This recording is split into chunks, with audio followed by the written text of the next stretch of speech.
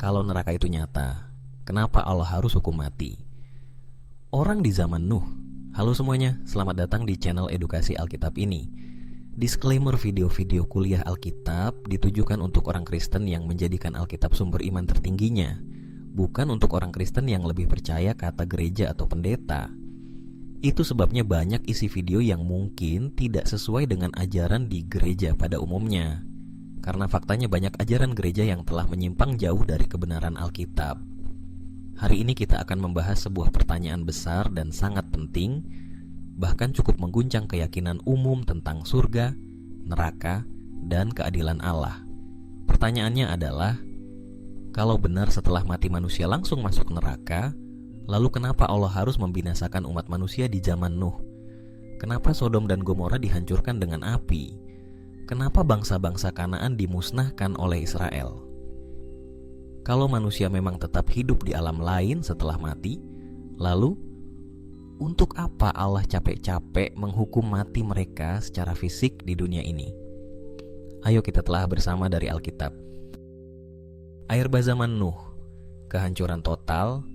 Tapi untuk apa jika jiwa mereka hidup terus? Mari kita mulai dengan kisah air bah di Kejadian 6. Kisah yang sangat dikenal bahkan oleh anak-anak sekolah minggu. Allah melihat bahwa seluruh bumi telah dipenuhi kekerasan dan kejahatan. Tuhan melihat bahwa kejahatan manusia besar di bumi dan bahwa segala kecenderungan hatinya selalu membuahkan kejahatan semata-mata. Kejadian 6 ayat 5. Lalu Allah menyatakan, Aku akan menghapuskan manusia yang telah kuciptakan dari muka bumi. Ayat 7. Kemudian datanglah air bah yang menutupi seluruh bumi, membinasakan segala yang hidup, kecuali Nuh dan keluarganya. Pertanyaannya sekarang, kalau orang-orang yang mati itu tetap hidup di neraka atau surga, lalu apa arti hukuman air bah ini? Bukankah itu menjadi semacam hukuman ganda? Sudah mati disiksa, lalu disiksa lagi? Bukankah Allah digambarkan sebagai Allah yang adil? Kalau begitu, menghukum fisik dan lalu menghukum roh juga adalah tindakan yang tidak adil. Sodom dan Gomora, api dari langit, tapi untuk apa jika mereka langsung ke neraka? Kisah ini dicatat di Kejadian 19. Kota Sodom dan Gomora penuh dengan kejahatan, dan Allah menjatuhkan hujan api dan belerang untuk membinasakan mereka. Lalu Tuhan menurunkan hujan belerang dan api atas Sodom dan Gomora, berasal dari Tuhan dari langit. Kejadian 19 ayat 24. Tapi lagi-lagi, kenapa Allah harus menghukum mereka dengan api di dunia ini, kalau setelah mati mereka akan dibakar di neraka selamanya? Apakah api dari langit itu hanya simbol? Apakah Allah sedang mempermainkan manusia? Tentu tidak. Allah tidak main-main. Jika Allah menghukum secara fisik, maka artinya itu adalah hukuman yang sesungguhnya, final, dan menyudahi titik kehidupan. Bukan pintu kesiksaan tanpa akhir. Perintah pembinasaan total terhadap bangsa-bangsa Kanaan.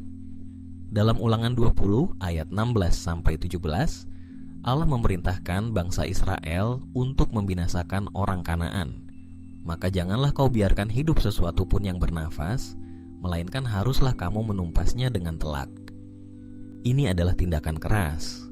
Tapi kalau orang-orang itu akan tetap hidup di alam lain, untuk apa mereka dibinasakan? Jika mereka justru akan hidup di neraka selamanya, maka tindakan ini akan menjadi pemindahan cepat menuju penderitaan abadi. Itu tidak adil. Itu kejam. Tapi Alkitab menggambarkan Allah sebagai adil dan penuh kasih. Jadi satu-satunya kesimpulan yang sesuai dengan keadilan dan kasih Allah adalah, setelah mati, manusia tidak sadar, tidak hidup, tidak mengalami apapun. Pengajaran Salomo, orang mati tidak tahu apa-apa. Mari kita lihat Pengkhotbah 9 ayat 5. Orang-orang yang hidup tahu bahwa mereka akan mati, tetapi orang yang mati tidak tahu apa-apa. Dan ayat 10, karena tidak ada pekerjaan, pertimbangan pengetahuan dan hikmat dalam dunia orang mati, kemana engkau akan pergi? Salomo, raja yang paling bijaksana, mengatakan dengan tegas bahwa Kematian adalah akhir dari kesadaran, bukan pintu ke kehidupan roh, bukan juga ke neraka atau surga. Artinya, orang-orang yang dihukum mati oleh Allah di zaman Perjanjian Lama benar-benar mati, bukan pindah ke alam lain untuk dilanjutkan hukuman. Yesus sendiri mengajarkan kebangkitan, bukan hidup setelah mati. Yesus berkali-kali mengajarkan tentang kebangkitan orang mati, bukan tentang roh yang terus hidup. Yohanes 5 ayat 28-29. Jangan heran akan hal itu, sebab saatnya akan tiba bahwa semua orang yang di dalam kubur akan mendengar suaranya. Yesus tidak bilang, semua roh yang ada di surga atau neraka, tapi yang di dalam kubur. Kebangkitan adalah pengharapan. Kalau setelah mati manusia langsung hidup lagi di alam roh, maka kebangkitan tidak lagi penting.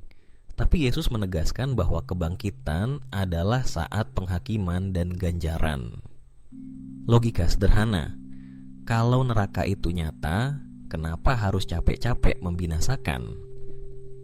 Mari gunakan logika sederhana. Kalau manusia akan dihukum di neraka selamanya setelah mati, maka membinasakan manusia secara fisik tidak menambah apapun, justru mempercepat penyiksaan kekal. Pertanyaannya, apakah Allah begitu kejam untuk menyiksa manusia dalam hidup ini, lalu menyiksa mereka lagi setelah mati? Tentu tidak. Jadi satu-satunya kesimpulan yang logis dan konsisten dengan keadilan Allah adalah kematian adalah akhir kesadaran. Jiwa tidak kekal, orang mati tidak tahu apa-apa. Dan nanti di hari kebangkitan, barulah Allah membangkitkan dan menghakimi. Itulah yang adil, itulah yang sesuai dengan karakter Allah. Kesimpulan dan ajakan untuk menguji segala sesuatu. Teman-teman, hari ini kita sudah bahas. Air zaman Nuh tidak masuk akal jika manusia hidup setelah mati.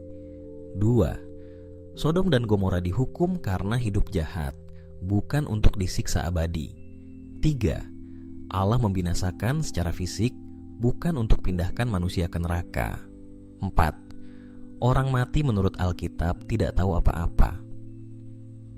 Yesus mengajarkan kebangkitan, bukan hidup roh setelah kematian. Jadi mari kita kembali pada pengajaran Alkitab, bukan filsafat Yunani, bukan dogma yang diturunkan dari tradisi-tradisi gereja. Ujilah segala sesuatu, bacalah Alkitab, renungkan. Allah tidaklah pernah mengajarkan neraka kekal yang menyiksa manusia tanpa akhir. Yang Dia ajarkan adalah kematian sebagai upah dosa dan kebangkitan sebagai harapan. Jika konten ini membuka wawasanmu, jangan lupa untuk like, share, dan subscribe. Dan tuliskan pendapatmu di komentar, kita bahas sama-sama. Sampai jumpa di video selanjutnya. Tuhan memberkati.